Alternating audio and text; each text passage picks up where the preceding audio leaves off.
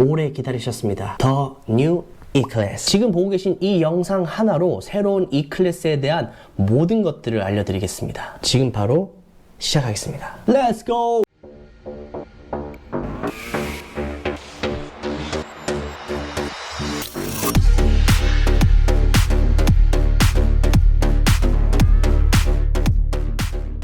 안녕하십니까, 삼각별 직원입니다. 많은 분들이 기다리셨을 것 같아요. 우리에게 아주 새로운 모습으로 풀체인지가 되어서 돌아왔습니다. 지난 4월 25일이었죠 디지털 월드 프리미어를 통해서 전 세계 동시다발적으로 최초 공개가 되었는데요. 디자인도 많이 바뀌었지만 새로 탑재된 기능들이 상당히 많거든요. 오늘 이 영상 하나로 아주 낱낱하게 제가 소개해드리고자 합니다.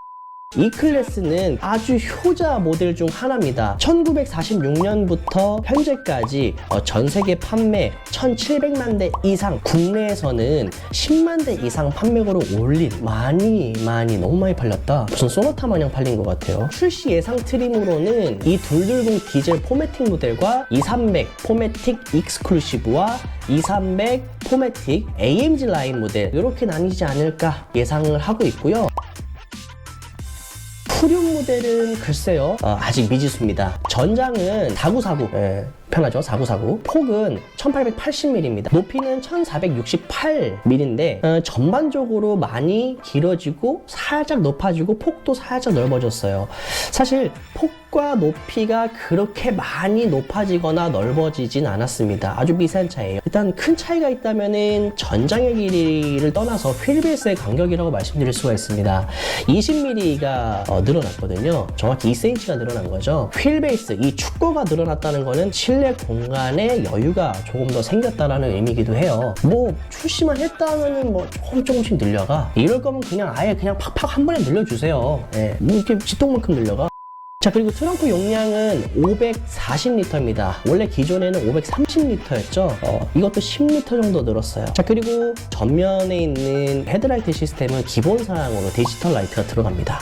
신형 C클래스부터 시작해서 S클래스도 마찬가지고 디지털 라이트가 기본 사양이 되는 모델들이 지금 상당히 많이 나와 있죠. 사실 국내에서 디지털 라이트가 진가를 발휘하기는 좀 어려워요.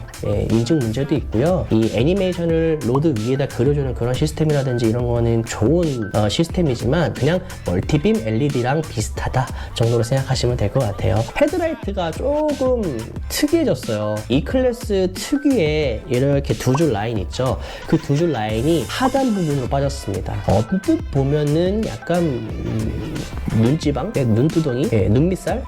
그릴 같은 경우에는요, 익스클루시브 라인 같은 경우에는 S클래스와 상당히 흡사해 보이죠. 역삼각 구조로 그릴이 상당히 크게 위치하고 있는 것을 확인할 수가 있는데요. AMG 라인 같은 경우에는 약간 EQ스럽기도 하고요. 저 개인적으로는 익스클루시브가 상당히 이쁘고 감각적으로 디자인화가 된 것 같아요.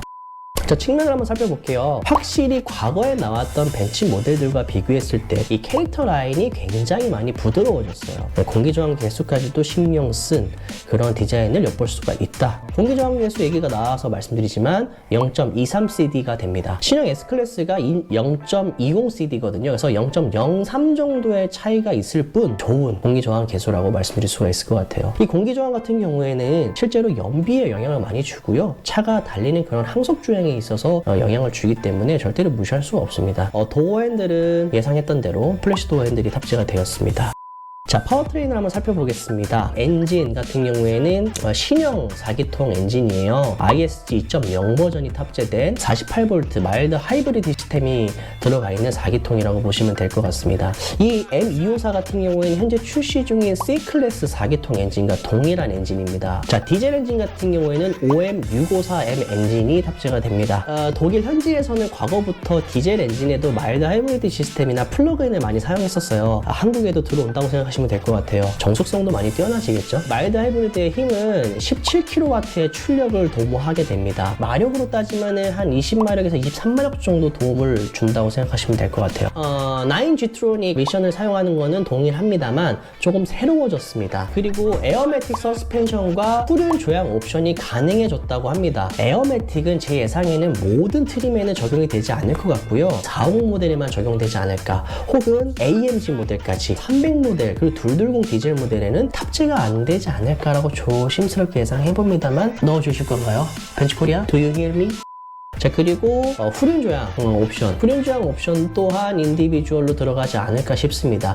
기본 모델에 적용되기는 쉽지가 않은 옵션이에요. 일단 최대 각도가 4.5도까지 가능합니다. 4.5도. S 모델에서는 10도씨까지 가능하죠, 최대가. E클래스가 S클래스처럼 전장이 길거나 휠베이스가 훨씬 월등히 긴 그런 모델도 아니죠. 4.5도 각도만 해도 유턴시라든지 주차 시에 상당히 용이하게 주행할 수가 있을 것 같고요. 후륜 조향각은 4.5도 를 통해서 90cm까지도 회전각을 줄여준다고 해요. 4.5도시면 충분합니다. 이 클래스로 10도씨까지 지원하면요.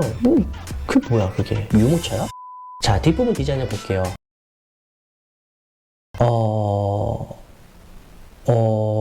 일단 제외경 먼저 말씀드릴까요? 이거 실제로 보면 난리 납니다. 뒤에 있는 벤츠 엠블럼 떼도 돼요. 나는 벤츠. 내가 벤츠야. 뒤에 차한테 나 보여? 나 벤츠야.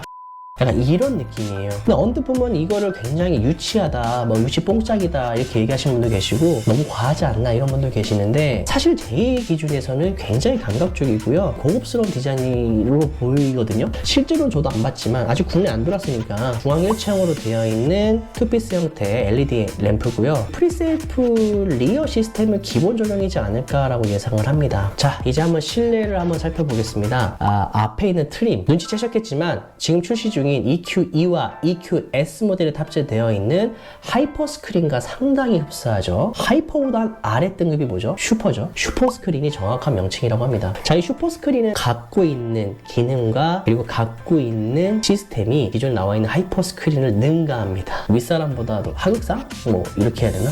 가장 크게 달라진 부분이 중앙 미디어 디스플레이 상단 부분에 위치하고 있는 카메라입니다. 차량 안에 설치가 되어 있는 카메라다 라고 한다면 가장 먼저 떠오르는 게 S클래스 계기판 상단에 위치하고 있는 적외선 카메라죠. 화상 채팅을 한다거나 이 카메라를 통해서 틱톡을 찍는다거나 그런 부분에 사용된다고 해요. 그게 주된 목적은 아니고 이 카메라가 운전자의 시야까지도 인식을 한답니다. MBUX 3.0 버전이 탑재가 됩니다. 사실 이 소프트웨어 기능은 작년부터 나와 있는 시스템이었어요. 이번 시형 E클래스의 첫 번째로 탑재가 되는 소프트웨어 시스템입니다. 새로워진 MBUX 3.0 버전은 단일 프로세서 내에 처리가 가능해졌습니다. 자, 그게 무슨 뜻이냐면요. 인포테인먼트 시스템과 센트럴 온보드 컴퓨터가 공유함으로써 데이터의 흐름과 전송을 좀 더 빠르게 진행할 수 있게 되었다고 합니다. 탑승자가 내비게이션 메뉴를 터치해서 실행을 시켰을 때 실시간 주행 도로를 재빠르게 리딩을 해준다던가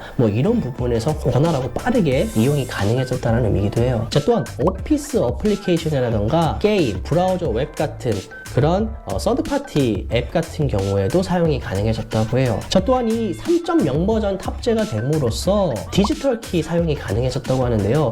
이거 제발 우리나라에 좀 들어왔으면 좋겠어요. 너무 좋은 시스템인 것 같아요. 휴대폰만 들고 다녀도 사용할 수 있는 이 스마트 개념의 이 디지털 키가 있죠. 애플 워치에서도 가능하고 하나 확실한 건 안드로이드는 상용화가 안 된 걸로 알고 있어요. 최대 16명까지 등록이 가능하고 최대 사용도 여러 명 동시에 사용 가능할 수가 있다고 합니다. 요거 좀 제발 옵션으로 들어왔으면 좋겠네요. 전 아이폰이거든요. 애플워치도 있어요. 자, 그리고 3.0 버전에 또 하나 추가된 기능이 있는데 루틴이라고 하는데요. 저도 이 시스템을 좀 처음 들어봅니다. 이 사용자가 반복적으로 사용되는 그 습관들을 계속 캐치를 해서 자동으로 운전자의 맞춤형 기능으로 실행을 해주는 거죠. 자, 또는 운전자가 직접 이 루틴을 설정할 수 있습니다. 예를 들어서 이런 거죠.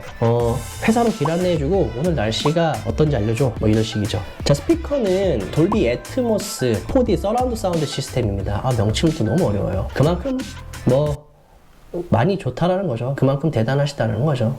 자, 이 서라운드 사운드 시스템 또한 450 혹은 AMG에 탑재가 되지 않을까라고 조심스럽게 예상합니다. 이것저것 다 하면은 금액이 너무 비싸지잖아요, 이 클래스도. 자, 그리고 액티브 앰비언트 라이트가 탑재가 됩니다. 설명하자면 너무 기니까 사실 영어는 생략하겠습니다. 자, 그리고 전면 송풍구 노즐을 이 전자화시켜서 바꿀 수가 있는 디지털 벤트 컨트롤이라고 있는데요. 전면에 있는 이 송풍구를 이 전자화시켜서 디지털화시켜서 운전자가 조작할 수 있고 제가 주목하고 있는 기술이 하나 탑재가 되어 있습니다. 인텔리전트 파킹 파일럿이라는 기능이 들어갔어요. 이 파일럿이 들어가면 아시죠? 자동차에서는 자율 그죠? 뭐 자율주행, 뭐 자율파킹, 뭐 이런 거겠죠? 휴대폰 어플을 통해서 진행은 하는지 뭔지는 모르겠지만, 뭐, 아니면 키에 탑재가 되어 있는지, 이게 우리나라에서 지금 상용이 될지 모르겠네요. 우리나라에서 인증이 안 되면은 사용이 안 되거든요. 자, 우선 뭐 오늘 간단하게 이렇게 신형 E클래스에 대해서 살펴봤는데요. 사실 말이 간단하게지, 이거 이상 필요한 정보가 있을까요? 뭐, 공식적으로 들어온 정보가 아닌 이상, 저도 이러이러할 것 같다, 라고 조심스럽게 유추를 해보고 있는데, 아마 제 유추대로 될 것 같아요. 거의 그래요. 항상 그래왔어요.